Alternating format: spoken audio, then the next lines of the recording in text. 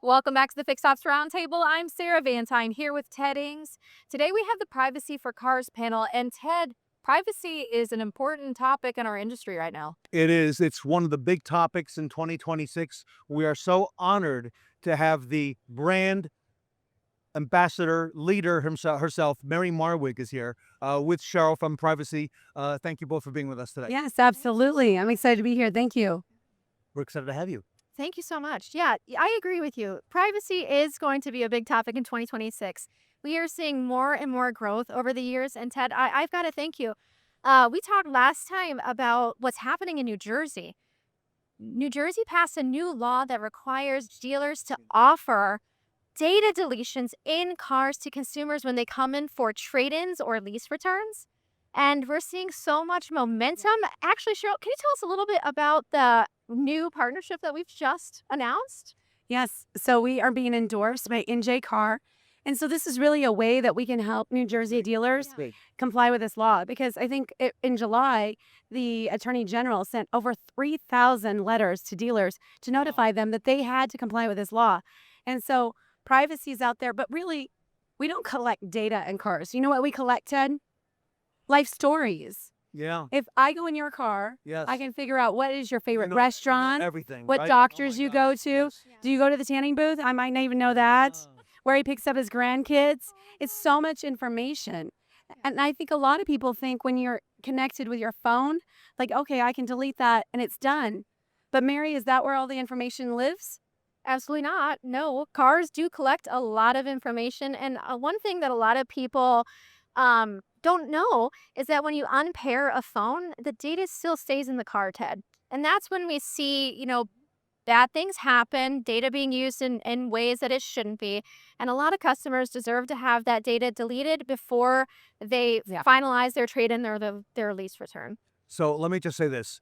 I'm ready for a new phone. Okay. I go about every 2 years. And sometime probably this month, I'm going to be ordering the new iPhone. Yeah. And once it arrives, I'm going to delete the data on my own old phone. And I'm thinking about it now, Mary, what you said. Oh. I spend more time worrying about deleting what's on my phone and zero time worrying about what's in my car and what information is kept there. And when I go to sell or trade that car, Right. bingo, like So Cheryl true. just said. But remember, like Verizon, T-Mobile, Apple, they all help you. So I think when it comes Yes. to consumer technology, the consumer wants this. They just don't know how to ask for it because they already think that they're going to be helped. And we're the only industry that doesn't cleanse the data for the dealers.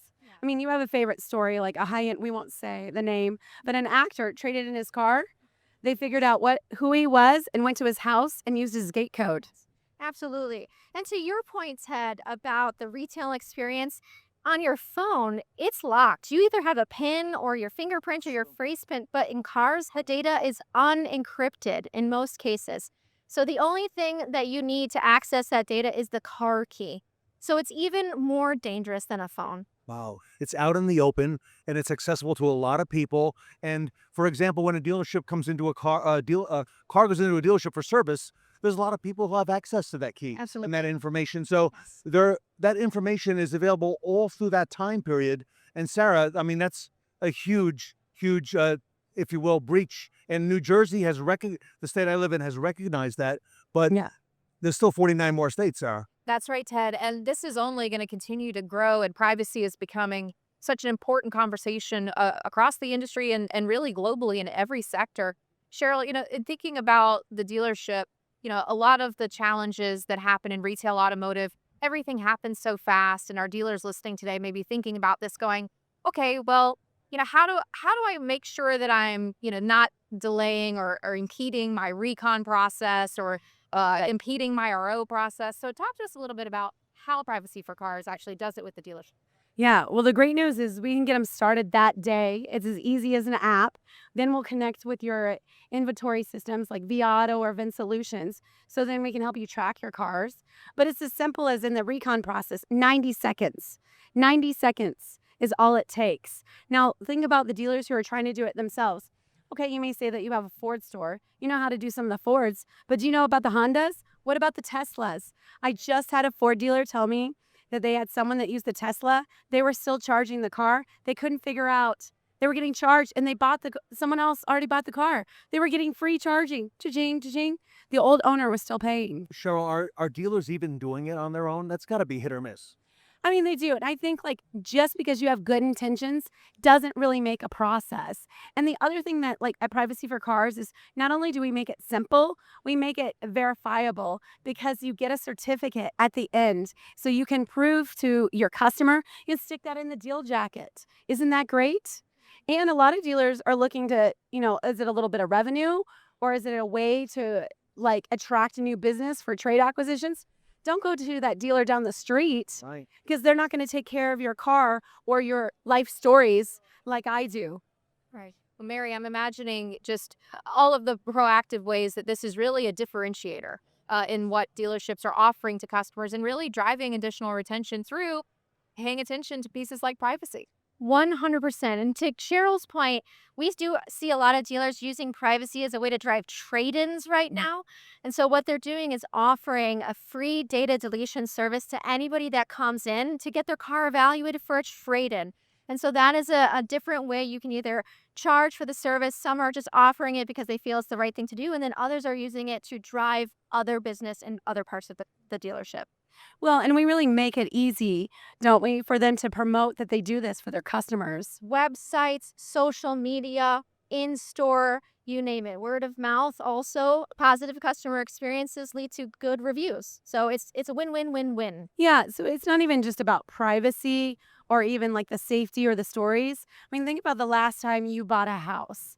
Okay, it's your new house, but what if that previous owner had left their trash there for you to take out? That's what the customer experience is like when you get into it's new to me, a pre-owned car, but someone else's home address, they already synced the home. That's not my home address. That's not a good experience. Can I come back to those customer reviews, if I may? Ryan Kramer was on the stage a few hours ago telling us that search today, online search, has changed dramatically in the last 18 months. Okay. Where in the past we went to Google and Bing and all the other names out there, and now almost half the searches out there are AI searches. Absolutely. We're going to ChatGPT. Yes. So instead of being referred to, let's say, 10 different websites, some of which can be sponsored and bought, right? Yeah. Now, AI, you're asking a longer question, and AI is searching for answers, and they're looking at things like reviews. Yeah. And they're looking at what customers are saying, Facebook comments, and that's what's coming up now. So dealers are not going to be able to fake it anymore. Absolutely. They're going to have to do it the right way. So these comments that are left on reviews, Cheryl, Right. commonly, this is where the rubber's going to meet the road for privacy this year. And what we hear a lot from customers is, oh, wow, I never actually thought about that.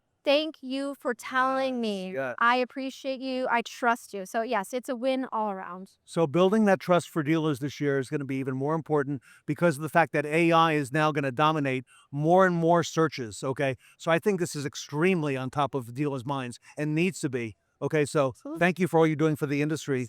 Mary, when our audience wants to learn more, how do they find out about Privacy for Cars? Please visit us at privacy4cars.com, or you can find us on LinkedIn or YouTube. And it's the number 4, Privacy 4. Privacy, the number 4. Number yes, 4. 4 cars. Yeah. And if you happen to be on social media, on LinkedIn, look for Mary, okay? Because she is doing a magnificent job in getting the word out. And this is just the beginning, everybody. So Privacy for Cars, congratulations. And there's a lot ahead for you folks this year. Thanks, Ted. Thanks, Thank you, Sarah. Ted. Thank you, Sarah. Yes. All right. Privacy for Cars here with us today at the Fixed Ops Roundtable.